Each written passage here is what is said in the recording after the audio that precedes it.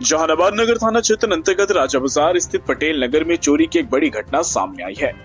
अज्ञात चोरों ने खिड़की तोड़कर एक बंद घर में प्रवेश किया और करीब 3 लाख रुपए मूल्य के सामान पर हाथ साफ कर लिया। चोरी की पूरी वारदात घर में लगे सीसीटीवी कैमरे में कैद हो गई है, जिसके आधार पर पुलिस जांच में जुट गई है। मकान मालिक धनंजय मिश्रा ने बताया कि वे किसी काम से बाहर गए हुए थे। देर रात जब वे घर लौटे तो देखा खिड़की टूटी हुई और घर के अंदर सारा सामान बिखरा पड़ा है। चोरों ने गोदरेज अलमारी तोड़कर लगभग 50,000 रुपए नगद, कपड़े और अन्य कीमती सामान की चोरी कर ली है। सीसीटीवी फुटेज में 2 चोर घर के भीतर घुसते दिख रहे हैं और चोरी की घटना को अंजाम देते हुए साफ दिखाई दे रहे हैं। फिलहाल पुलिस फुटेज के आधार पर चोरों की पहचान करने में लगी और गिरफ्तारी के प्रयास में जुटी है।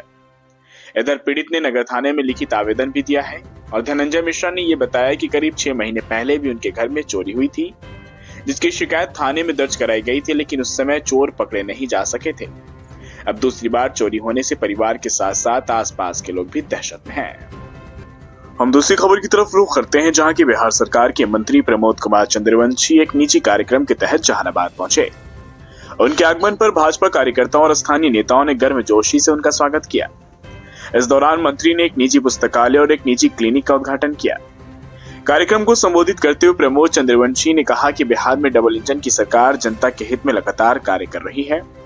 राज्य भर में सड़कों पर तेजी से निर्माण हो रहा है और बिजली, रोजगार, पर्यावरण संरक्षण, खेल और उद्योग के क्षेत्रों में भी निरंतर विकास हो रहा है।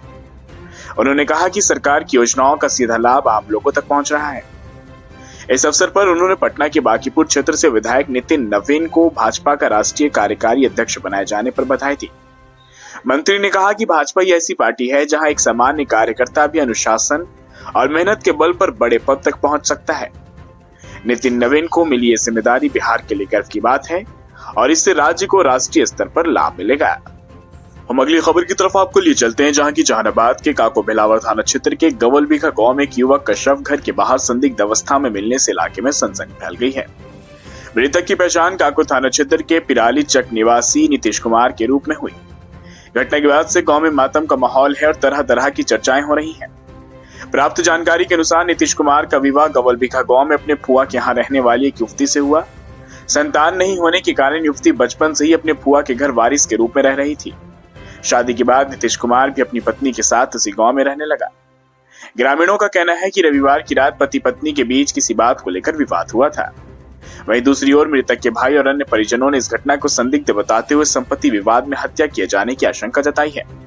परिजनों का यह आरोप है कि मृतक की पत्नी ने किसी अन्य व्यक्ति से अवैध संबंध बना रखा था। हालांकि इन आरोपों की पुष्टि अभी तक नहीं हुई और ये जांच का विषय है।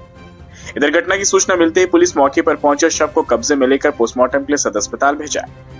थाना प्रभारी ने बताया कि फिलहाल यह स्पष्ट नहीं हो पाया है कि मामला क्या है, हत्या ही हुई है या आत्महत्या है। उन्होंने कहा कि पूरे मामले की गंभीरता से जांच की जा रही है और पोस्टमार्टम रिपोर्ट तथा परिजनों के द्वारा दिए गए बयान और लिखित आवेदन के आधार पर आगे की कानूनी कार्रवाई की जाएगी। जांच पूरी होने के बाद ही घटना के वास्तविक कारणों का खुलासा हो सकेगा। समाज सेवा से जुड़ी एक खबर से आपको रूबरू कराते हैं, जहां की ठंड के इस कड़ाके भरे मौसम में जब जरूरतमंदों के लिए रातें और भी कठिन हो जाती हैं, तब इंसानियत की गर्मी लेकर सामने आए बंधुगंज के असलम बाबा। सेवा और संवेदना की मिसाल पेश करते हुए उन्होंने जरूरतमंद लोगों के बीच कंबल का वितरण कर समाज को मानवीय मूल्यों की याद दिलाई। बंधुगंज में आयोजित इस सेवा कार्यक्रम में सैकड़ों जरूरतमंद लोगों को कंबल प्रदान किए गए। असलम बाबा के इस मानवीय प्रयास में बिहार सरकार के पूर्व मंत्री आलोक मेहता, जहानाबाद के पूर्व सांसद डॉक्टर अरुण कुमार, धानो देवी नर्सिंग कॉलेज के डायरेक्टर डॉक्टर रविकांत सहित बड़ी संख्या में सामाजिक कार्यकर्ता और गणमान्य लोग मौजूद रहे। कार्यक्रम के दौरान वक्ताओं ने कहा कि समाज में ऐसे प्रयास न केवल जरूरतमंद को राहत देते हैं, बल्कि मानवता और आपसी भाईचारे को भी मजबूती प्रदान करते हैं। इस मौके पर असलम बाबा ने कहा कि सेवा ही सबसे बड़ा धर्म है। जब तक समाज के आखिरी व्यक्ति के चेहरे पर मुस्कान नहीं आएगी, तब तक हमारा दायित्व कभी खत्म नहीं होगा। गांव जाते हैं और गांव जाके देखते हैं कि किनके बदन पे कपड़ा नहीं है, किनके बाल बच्चे उपेक्षित कर रहे हैं, ऐसे लोग को जाके कूपन देते हैं और उनके लिए कम्बल, खाना का व्यवस्था करते हैं। क्या उद्देश्य है इस तरह का काम करना? हमको अच्छा लगता है कि चूँकि जो अपने माँ बाप का सेवा नहीं कर पाते हैं, मैं चाहता हूँ कि माँ बाप को मैं बेटा की तरह भरपाई। आगे भी इस तरह कुछ करने का कुछ आप लोगों का ये है? 19वां साल है और ये बिल्कुल मेरे कंधे के साथ खड़े हैं। आगे भी कुछ करने का इस तरह का रखते हैं आप लोग? 26 जनवरी को होती है। हम लोग 15 अगस्त 26 जनवरी को भी उनका सम्मान में चादर बांटता हूँ, बुजुर्ग सम्मान सभा होती है 26 साड़ी बांटता हूँ बुजुर्ग सम्मान में। क्या महसूस करते हैं इस तरह के बांट करके? लगता है उनको लगे कि ये भी मेरा बेटा है। क्या कहना चाहेंगे सर आप? अब बारी आखिरी खबर की, और आखिरी खबर का हम जिक्र करते हैं।